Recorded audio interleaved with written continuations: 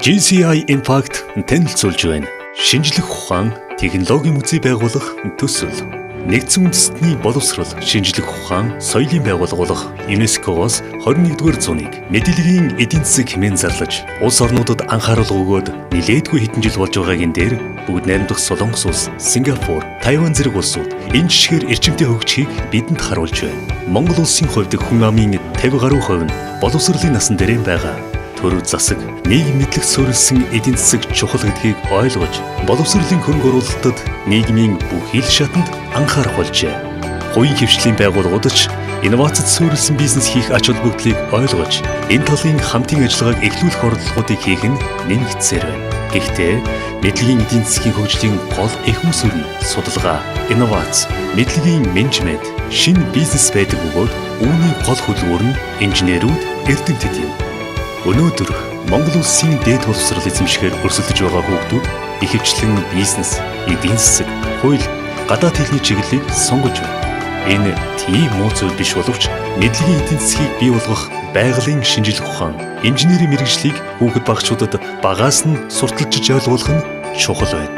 Үүний тулд сүүлийн 2-3 жил ерөнхий боловсролын сургуулиуд сургалтын хөтөлбөртөө өөрчлөлтийг хийж дөрвтөө шинжлэгдэж байгаа. Гэхдээ хүүхэд багчуудад чөлөөт цагаараа эцэг их, найз нөхөд, анги хамт олноороо нэгдэн нийлж очиж шинжлэх ухааны суур ойлголтууд, инженерийн шийдлүүдийг энгийн зүйлээр ойлгож, амьдралд ямар ойрхон зүйл болохыг ухааруулах нь нэн чухал байна. Уг төслийн зорилго нь 5-аас дээш насны хүүхэд, багчууд, ерөнхий боловсролын сургуулийн сурагчид, насанд хүрэхчид ганцаараа эсвэл анги хамт олноороо зочилж шинжлэх ухаан, технологийн шинэ нээлтүүд, инженерчлэлийн шийдлүүдийг энгийнээр загварчилсан хөдөлгөөнгүй эсвэл виртуал, бодит зэрэг үзмрүүдээр дамжуулан ойлгож, зарим үзмрүүд дээр өөрийн биеэр туршилт хийн үзэх боломж өгөхий музей байгуулахад оршино.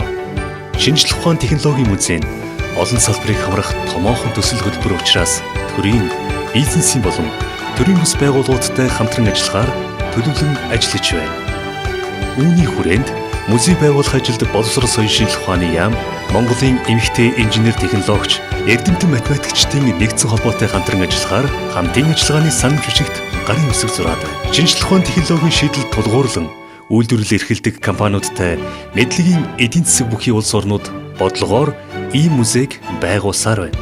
Жишээ нь бүгд найрамдах Хятад ард улсад Аз тивд одоогоор хамгийн том тооцогддог Шанхайн шинжлэх ухааны технологийн музейг 2001 онд байгуулж, өнөөдрийн байдлаар давхарцсан тоогоор 65 гаруй сая хүн хүлээн авчээ. Сүүлийн 10 жилд технологийн хөгжил 1000% байлаа. Ирээдүйд энэ хурд улмал нэмэгдэнэ.